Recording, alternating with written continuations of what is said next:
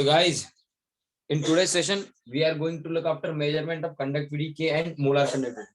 Conductivity K and molar conductivity कैसे major किए जाते हैं, यही देखना है हम लोगों को। और उसके लिए हम लोग यूज करेंगे कंडक्टिविटी सेल। तो कंडक्टिविटी सेल है क्या? Conductivity cell is nothing but ऐसा सेल जिसमें हम लोग क्या करेंगे, इलेक्ट्रोलाइट सॉल्यूशन लेके उसकी कंडक्टिविटी मेजर करेंगे। तो ये कंडक्टिविटी सेल है क्या? एक सिंपल डायग्राम ड्रॉ करता हूं। डायग्राम की हेल्प से आप लोगों को समझ में आएगा कि कंडक्टिविटी सेल एक्चुअली क्या चीज है। ठीक है, look at particular diagram, look at this diagram, look at this diagram. What we are having, हम लोगों ने क्या लिया, ऐसा एक ग्लास जैकेट ले लिया। ठीक है, स्कीमेटिक डायग्राम है, ऐसा मत देखो कि कुछ अलग ही ड्रॉ किया है।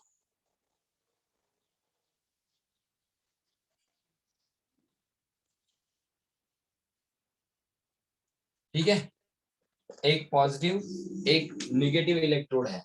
ठीक है, और जिसकी कंडक्टिविटी मेजर करनी है ना, उस सॉल्यूशन को इसमें लिया है और उस सॉल्यूशन में इस इलेक्ट्रोड्स को, इन दोनों इलेक्ट्रोड को, एक पॉजिटिव इलेक्ट्रोड एक नेगेटिव इलेक्ट्रोड। अब यू शुड नो दैट कि हम लोग क्या करने वाले हैं, रेजिस्टेंस मेजर करने वाले हैं। तो कंडक्टिविटी मेजर करने के लिए हम लोगों को जो दो इलेक्ट्रोड लेने हैं, फॉर एग्जांपल हम लोग इनको प्लैटिनम इलेक्ट्रोड ही कहेंगे या प्लैटिनम प्लेट्स ही कहेंगे। उनको उनको कहाँ पे, उनको हम लोगों को डीप करके रखना पड़ेगा भाई। इसमें जिस सॉल्यूशन की जिस सॉल्यूशन की कंडक्टिविटी मेजर करनी है, उस सॉल्यूशन में यानी कि इलेक्ट्रोलाइटिक सॉल्यूशन में डीप करके रखना पड़ेगा। किसको? उस पर्टिकुलर उन दो इलेक्ट्रोड्स को। And with the help of these two electrodes we are going to find out conductivity. तो ये सेल जो है, ये सेल है कंडक्टिविटी सेल। इस सेल को कहा जाता है कंडक्टिविटी सेल। ठीक है, इस सेल को कहा जाता है कंडक्टिविटी सेल। तो इसके बारे में ज्यादा जानकारी देने की जरूरत नहीं है, आपके सामने ही है, कोई लिख देने की जरूरत नहीं है कि लिख के दूं। Two platinum electrodes are immersed into electrolytic solution whose conductivity is to be measured. A glass jacket is enclosed. A glass jacket is kept in outer side to the electrodes. ये सब लिख के देने की जरूरत है क्या? इससे पता चलता है ना कि ग्लास जैकेट जो है आउटर साइड को है और उसके अंदर तो प्लैटिनम प्लेट्स हम लोगों ने क्या करके डीप करके किसमें, इलेक्ट्रोलाइटिक सॉल्यूशन में डीप करके रखे हुए हैं। और with the help of this cell and with the help of this cell हम लोग क्या मेजर करेंगे, कंडक्टिविटी। तो इसका कंस्ट्रक्शन बताने की जरूरत है क्या? इससे पता चल जाता है ना कि क्या कंस्ट्रक्शन है। तो इससे पता चल जाता है ना कि क्या कंस्ट्रक्शन है, कि कंस्ट्रक्शन भी लिख के दूं, जरूरत है क्या कंस्ट्रक्शन लिख के देने की? आपके सामने है ना, an outer jacket which encloses two platinum plates यानी कि electrodes is taken, these two electrodes और platinum plates are immersed in electrolytic solution, electrolytic solution में उनको डीप करके रखा है। एंड जिस इलेक्ट्रोलाइटिक सॉल्यूशन का कंडक्टिविटी मेजर करना है वो इस बीकर में यानी कि कंटेनर में लिया है। दिस इज नथिंग बट क्या, कंस्ट्रक्शन ऑफ कंडक्टिविटी सेल। ठीक है, ठीक है, कंडक्टिविटी सेल समझ में आ गया कि नहीं आया?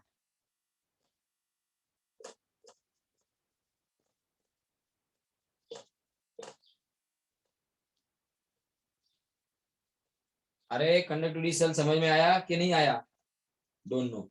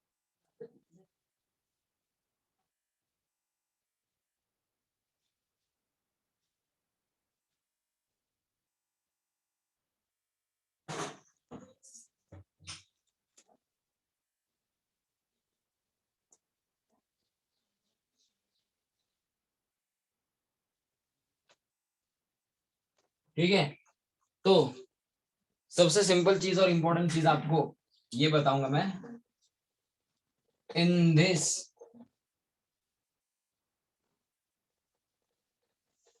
conductivity cell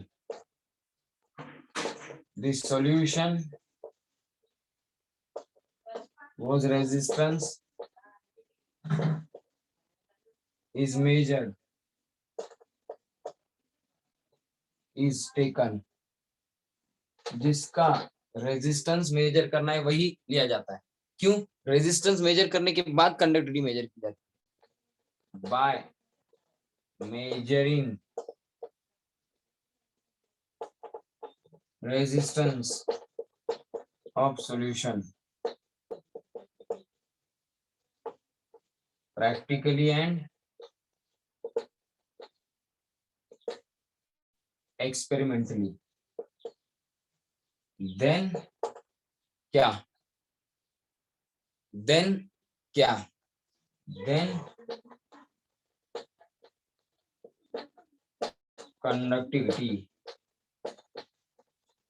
इज मेजर, उसके बाद कंडक्टिविटी मेजर की जाती है, उसके बाद कंडक्टिविटी मेजर की जाती है। समझ में आया? तो रेजिस्टेंस मेजर करके फिर conductivity is measured from known resistance.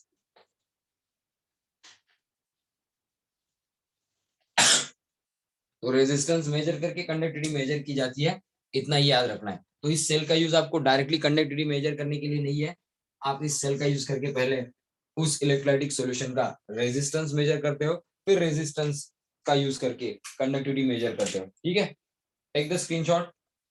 तो कंडक्टिविटी रेजिस्टिविटी से या रेजिस्टेंस से कैसे मेजर की जाती है ये बताऊंगा आपको। कंडक्टिविटी मेजर करने के लिए पहले रेजिस्टेंस मेजर करना जरूरी है, तो वो कैसे मेजर करेंगे वो भी देखेंगे। चलो स्क्रीनशॉट कर लो।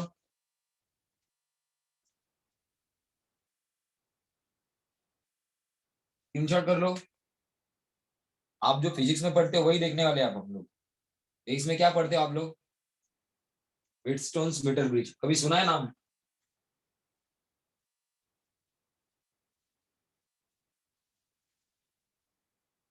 अरे व्हिटस्टोन्स मीटर ब्रिज सुना है कि नहीं?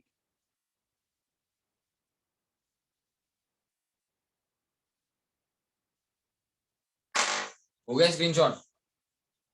हाँ, तो व्हिटस्टोन्स मीटर ब्रिज का यूज करके रेजिस्टेंस मेजर करेंगे। फिजिक्स में आप लोग पर्टिकुलर वायर का रेजिस्टेंस मेजर करते हो, पर्टिकुलर सॉलिड कंडक्टर का रेजिस्टेंस मेजर करते हो जिसका लेंथ एल हो and area of cross section A हो, ऐसे कंडक्टर का रेजिस्टेंस आप मेजर करते हो in physics by using Wheatstone's meter bridge. हाँ या ना? व्हिटस्टोन्स मीटर ब्रिज का यूज करके पर्टिकुलर सॉलिड कंडक्टर जिसका लेंथ एल है and area of cross section ए है, उसका आप मेजर करते हो क्या? उसका मेजर करते हो आप लोग क्या? रेजिस्टेंस। फिजिक्स में यहाँ पे हम लोग सॉल्यूशन का रेजिस्टेंस मेजर करेंगे, कैसे बताने वाला।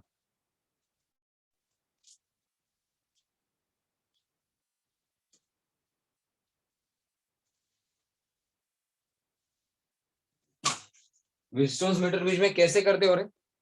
एनी आइडिया कैसे करते हो व्हिटस्टोन्स मीटर ब्रिज में? दिखा देता हूं मैं आपको,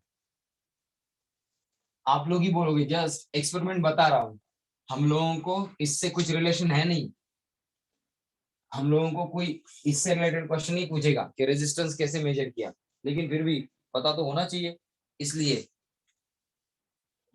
बता देता हूँ। डिटर्मिनेशन ऑफ क्या? Resistance of electrolytic solution by using क्या? Wheatstone's meter bridge।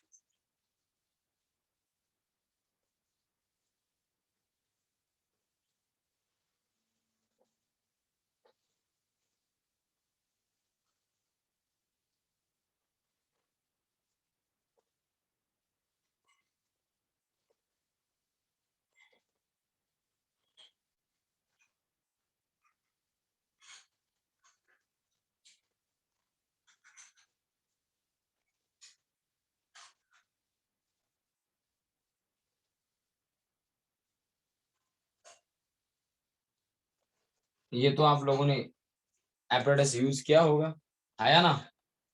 फटाफट बोलो, यूज किया है कि नहीं किया है? और यहाँ पे क्या होता है, स्लाइडर आपका, वो स्लाइडर पॉइंटर जो आप रेस्ट करते हो ऐसे किसी पॉइंट पे, आया ना?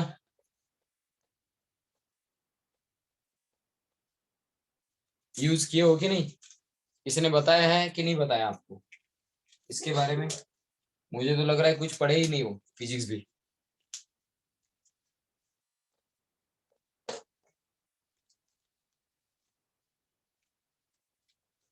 इधर क्या करोगे, इस साइड आर्म में आप क्या लगाते थे? इस साइड आर्म में आप लोग क्या लगाते थे? फटाफट बोलो। इस साइड आर्म में आप लोग लगाते थे अननोन रेजिस्टेंस, लेकिन यहाँ पे अब क्या लगाओगे?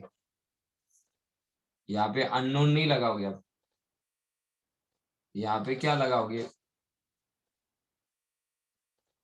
यहाँ पे लगाओगे कंडक्टिविटी सेल। क्या लगाओगे? कंडक्टिविटी सेल, जिसमें इलेक्ट्रोलाइटिक सॉल्यूशन लिया है, इलेक्ट्रोड्स डीप करके रखे हुए हैं। जिस इलेक्ट्रोलाइटिक सॉल्यूशन का क्या मेजर करना है, जिस इलेक्ट्रोलाइटिक सॉल्यूशन का क्या मेजर करना है, जिस इलेक्ट्रोलाइटिक सॉल्यूशन का आपको रेजिस्टेंस मेजर करना है, उसको आप लोगों ने यहाँ पे लगा दिया, आया ना? उसको आप लोगों ने यहाँ पे लगा दिया, आया ना? करेक्ट और नॉट? तो ये जो अननोन रेजिस्टेंस जिसका डिटरमाइन करना था, वो वायर यहाँ पे जोड़ते थे, उसकी जगह पे ये जो साइड आर्म है, ये जो साइड आर्म है, फॉर एग्जाम्पल ये वायर ए टू बी है, ये पॉइंट सी है, तो ए सी इस आर्म के बीच में आप लोग जो रेजिस्टेंस जिसका डिटरमाइन करना है, वो वायर या वो सॉलिड कंडक्टर जोड़ते थे, उसकी जगह पे आप लोगों ने कंडक्टिविटी सेल जोड़ दिया, आया ना? यस और no?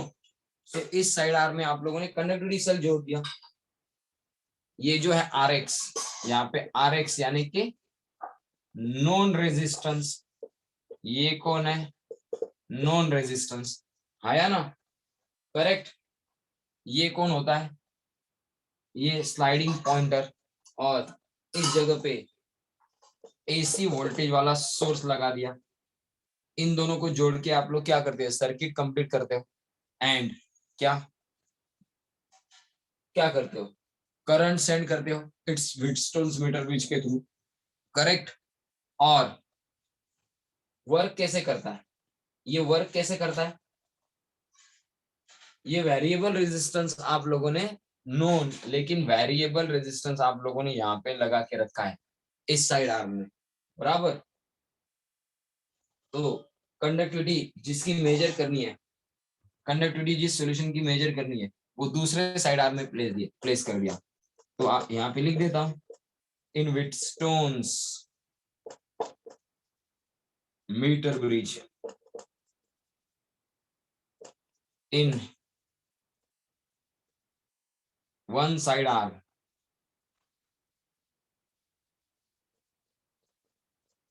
Resistance R X variable, लेकिन known resistance R x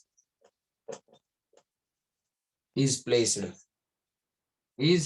placed correct in another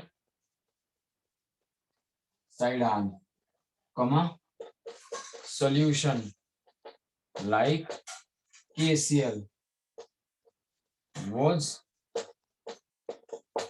concentration, sorry, was resistance is to be measured, जिसका रेजिस्टेंस मेजर करना है इज प्लेस्ड, बराबर।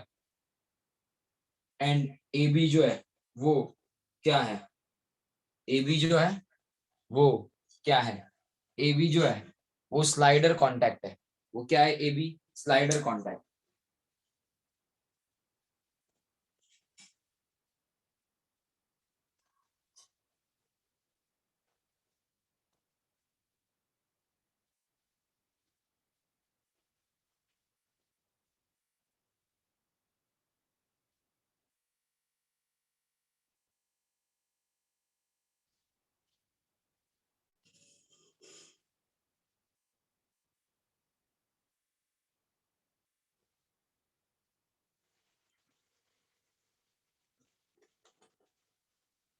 गाइस, जब आप लोग करंट पास करोगे होगा क्या? जब आप लोग करंट पास करोगे होगा क्या?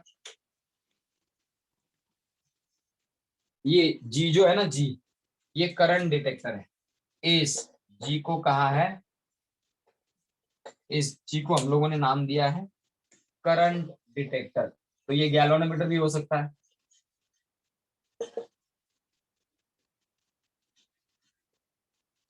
तो जब आप लोग जी का जो पॉइंटर है इस ए बी स्लाइडर कॉन्टेक्ट के ऊपर क्या करोगे, मूव करोगे, what will happen, what will happen, circuit complete होने के बाद जो इस आर्म का वेरिएबल नॉन रेजिस्टेंस है, उस रेजिस्टेंस जितना इस साइड आर्म में जुड़े हुए सेल में जो इलेक्ट्रोलाइटिक सॉल्यूशन है, इस इलेक्ट्रोलाइटिक सॉल्यूशन का रेजिस्टेंस एंड ये नॉन वेरिएबल रेजिस्टेंस जब क्या हो जाएंगे, जब इन दोनों की वैल्यू इक्वल हो जाएगी, ऐसा पॉइंट इस स्लाइडर कॉन्टेक्ट पे आपको मिलेगा। यहाँ का रेजिस्टेंस एंड इस साइड आर्म में जुड़े हुए इलेक्ट्रोलाइटिक सॉल्यूशन का रेजिस्टेंस इक्वल हो जाए, तब ये गैल्वेनोमीटर नल डिप्लेक्शन दिखाएगा। क्या दिखाएगा? जीरो डिप्लेक्शन दिखाएगा, क्योंकि दोनों तरफ का रेजिस्टेंस इक्वल है। अब दोनों तरफ का रेजिस्टेंस इक्वल है तो करंट फ्लो होगा क्या?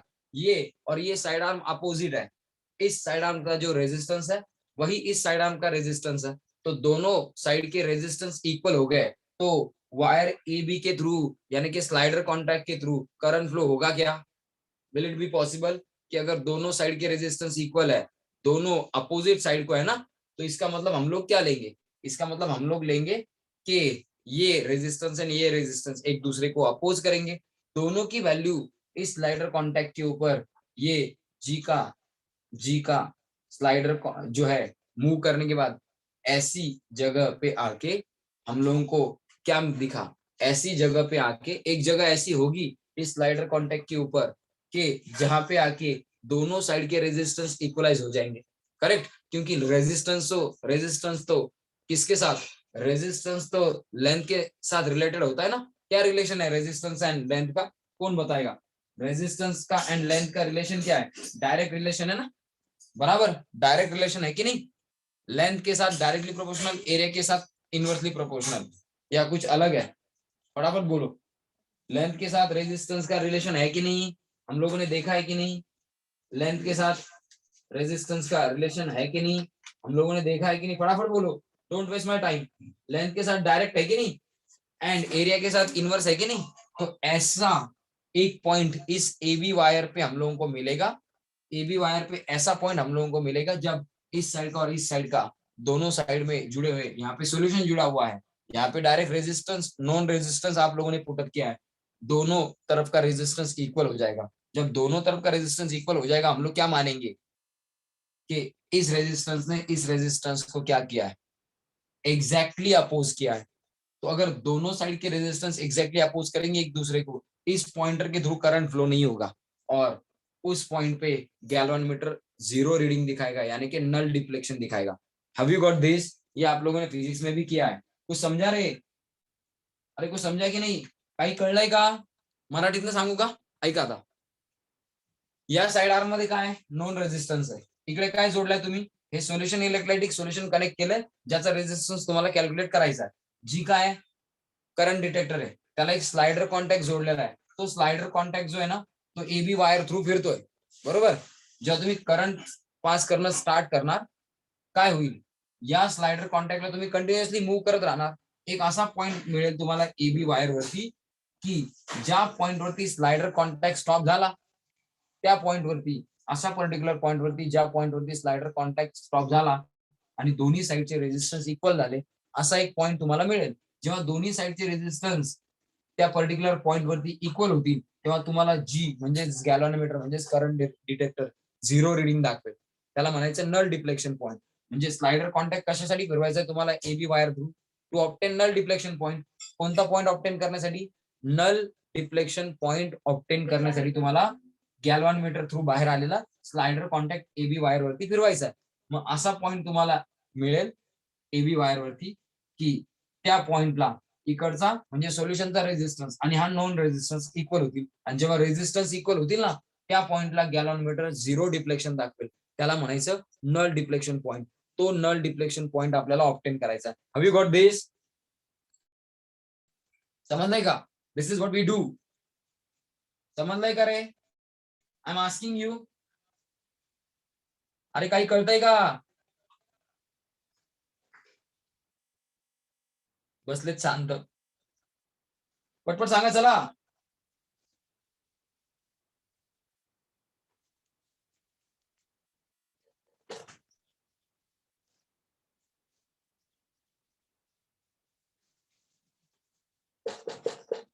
एफ काय? मी सांगितलं स्लाइडिंग कॉन्टॅक्ट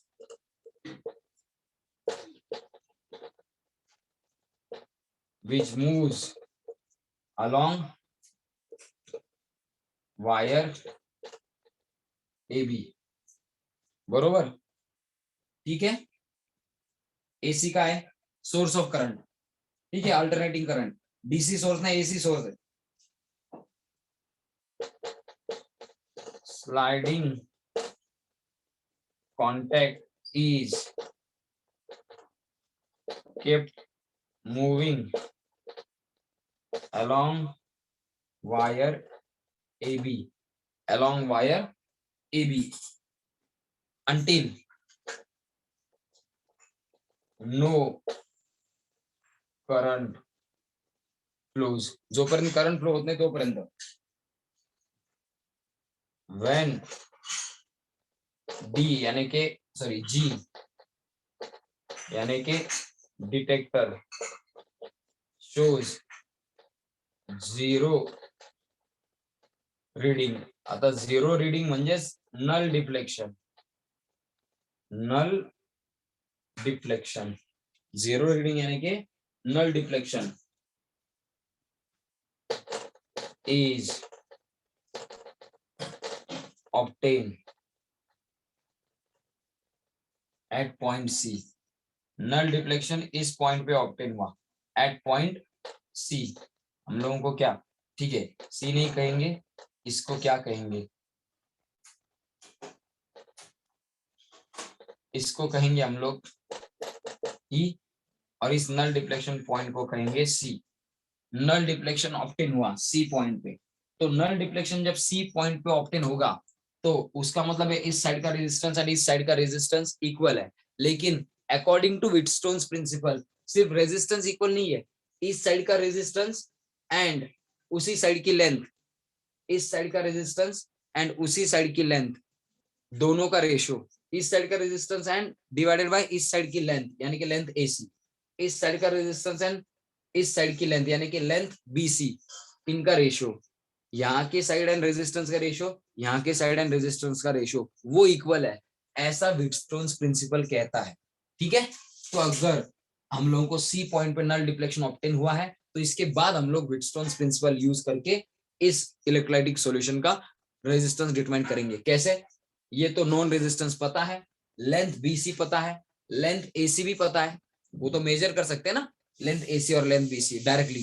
तो लेंथ AC पता है, लेंथ BC पता है, ये रेजिस्टेंस पता है. तो यहाँ का रेजिस्टेंस इलेक्ट्रोलाइटिक सॉल्यूशन का रेजिस्टेंस बाय यूजिंग व्हिटस्टोन्स प्रिंसिपल हम लोग डिटरमाइन कर सकते हैं. तो यहाँ तक समझ में आ गया क्या व्हिटस्टोन्स मीटर ब्रिज का यूज करके कैसे इलेक्ट्रोलाइटिक सॉल्यूशन का रेजिस्टेंस कैलकुलेट करना है. यहाँ तक एक्सपेरिमेंटल सेटअप एंड क्या करना है ये समझ में आ गया.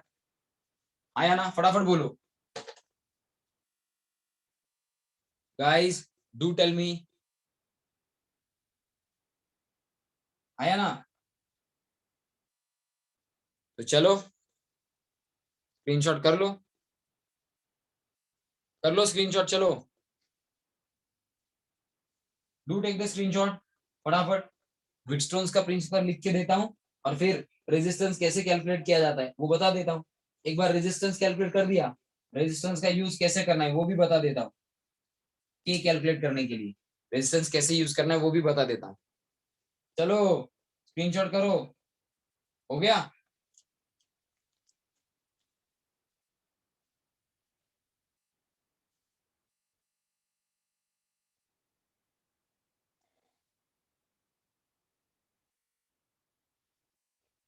ओके.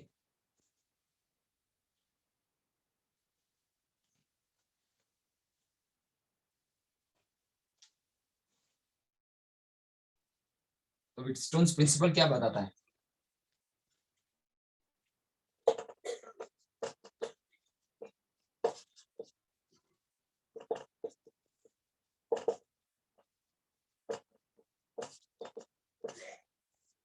व्हिटस्टोन्स प्रिंसिपल क्या बताता है?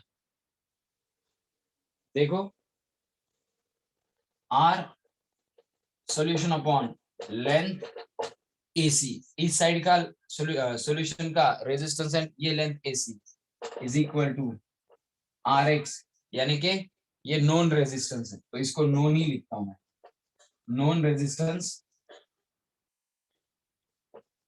Divided by length BC, divided by length BC, ये रेशियो इक्वल होगा, ऐसा व्हिटस्टोन्स प्रिंसिपल कहता है। अब लेंथ पता है दोनों, आर नोन पता है, आर सॉल्यूशन कैलकुलेट कर सकते हैं कि नहीं?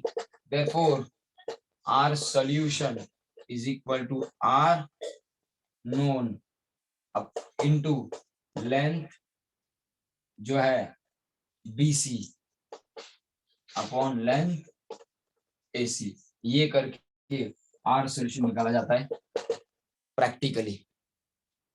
This gives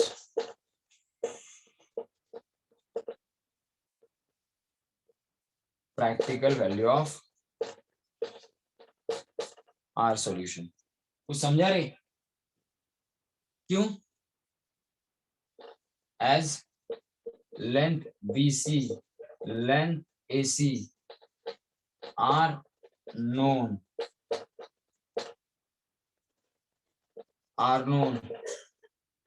is also known resistance भी पता है, बराबर। तो हम लोगों को R solution मिल सकता है, और R solution मिल गया, we can calculate K from R solution, K solution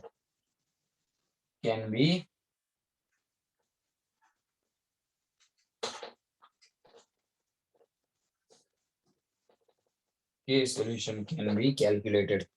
समझ में आ गया? समझ में आ गया ये सबको? समझा? चलो कर लो स्क्रीनशॉट फटाक से। आर सॉल्यूशन से के सॉल्यूशन कैसे निकालना है ये बता देता हूं फिर फटाफट।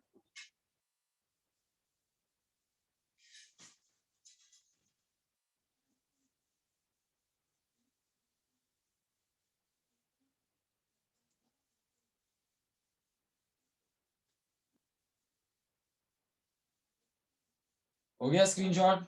सबको समझा? ये व्हिटस्टोन्स प्रिंसिपल है, उसी से आर सॉल्यूशन कैलकुलेट किया है, ठीक है।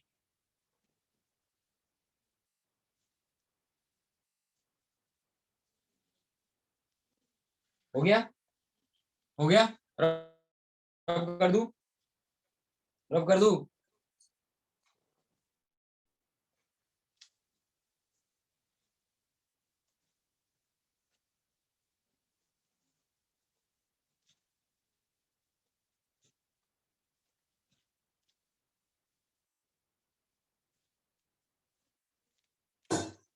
अब जरा ध्यान दो, अब ये टर्म आपको देखनी है, cell constant.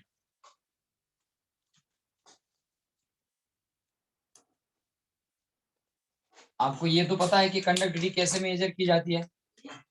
The conductivity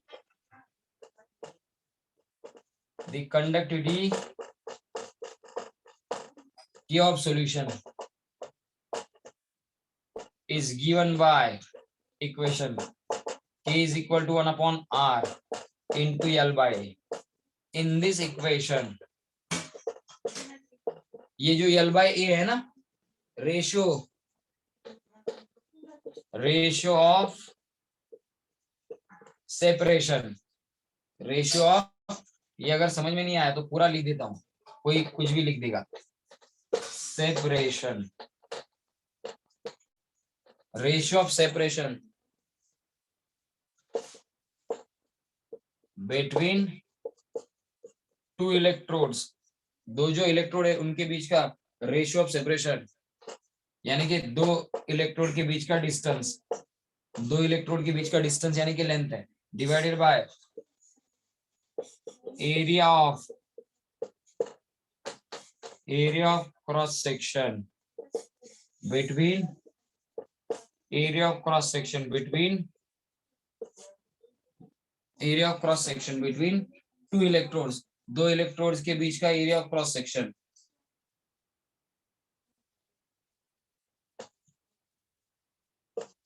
called as, इसे कहा जाता है cell constant B. Therefore L by A is equal to B होता है, and therefore K is equal to 1 upon R into L by A। L by A की जगह पे आप लोग B पुट अप कर सकते हैं, therefore K is equal to 1 upon R into B।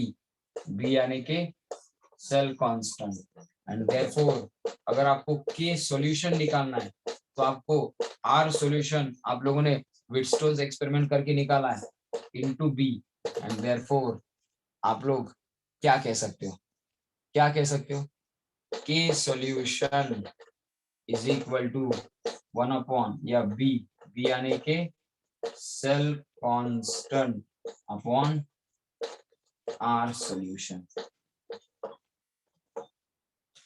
समझ में आया, समझ में आया।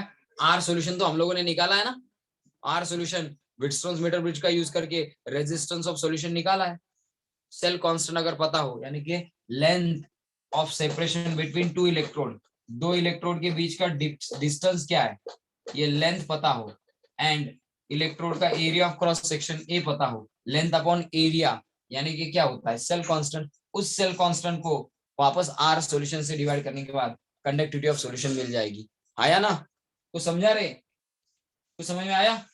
देयरफॉर आप ये भी लिख सकते हो कि cell constant B into B cell constant के इंटू आर भी होता है, देयरफॉर बी यानी के सेल कांस्टेंट जो कि एक्चुअली क्या है L बाय ए है, लेकिन अगर L बाय ए नहीं दिया हो लेकिन K solution and R solution दिया हो तो K solution upon R solution यानी कि K बाय R करके K इंटू R करके भी आप सेल कांस्टेंट निकाल सकते हो।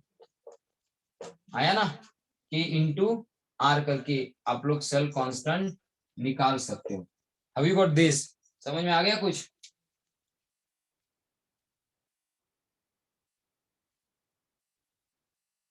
कुछ समझ में आ गया, ये समझ में आ गया कैसे सेल कांस्टेंट निकाला जाता है। अगर सेल कांस्टेंट ही पूछा है तो K इंटू आर करके भी सेल कांस्टेंट निकाल सकते हो। So this is all about what measurement of conductivity. So resistance अगर पता हो, रेजिस्टेंस ऑफ सॉल्यूशन पता हो, सेल कांस्टेंट को रेजिस्टेंस ऑफ सॉल्यूशन से डिवाइड करके K सॉल्यूशन निकाला जा सकता है।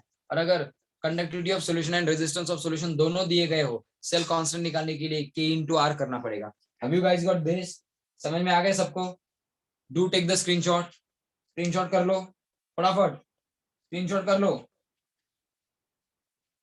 This is enough for today, screenshot कर लो and this is enough for today. इससे रिलेटेड प्रॉब्लम कल ले लेंगे, इससे रिलेटेड प्रॉब्लम जो है वो कल के कल ही ले लेंगे। अभी गॉट दिस, समझ में आ गया सबको। ये सेल कांस्टेंट क्या चीज है, L बाय A का रेशियो प्रैक्टिकली सेल कांस्टेंट है, लेकिन cell constant K into R करके भी निकाला जा सकता है। और अगर सेल कांस्टेंट यानी कि L बाय A पता हो, सेल कांस्टेंट यानी कि L बाय A पता हो, R सॉल्यूशन पता हो, you can calculate K solution. ठीक है, अभी गॉट दिस, स्क्रीनशॉट हो गया, हो गया screenshot. This is enough, this is enough for today. ठीक है, चलो this is enough for today. 9 बजे टेस्ट स्टार्ट होगी, कुछ बातें सुनो टेस्ट से रिलेटेड। 9 बजे टेस्ट स्टार्ट होगी, 60 क्वेश्चंस है, 60 क्वेश्चन में से जो आपको 45 क्वेश्चंस आते हैं वही अटेम्प्ट करो। अगर आप 45 से ज्यादा अटेम्प्ट करोगे और वो करेक्ट आएंगे, कोई इवेल्युएट नहीं करेगा, ठीक है। लेकिन रॉन्ग आएंगे, रॉन्ग करोगे रॉन्ग, तो माइनस क्या होगा, डिडक्ट होंगे, डिडक्ट हो जाएंगे। सो ऐसा हो सकता है कि 45 से ज्यादा आंसर किए, आते ही नहीं हो, फिर भी तुक्के मार दिए, 15 के 15 गलत हो गए। सो 45 ही जो आते हैं वो सॉल्व करो, जो 45 आते हैं वही सॉल्व करो। ये बहुत बेसिक पेपर मैंने बनाया है, ठीक है। जो 45 आते हैं वही सॉल्व करो, चलेगा, ठीक है। चलो पेपर 9 बजे स्टार्ट होगा, आप दे सकते हो 8:30 बजे तक, ठीक है। Bye everyone.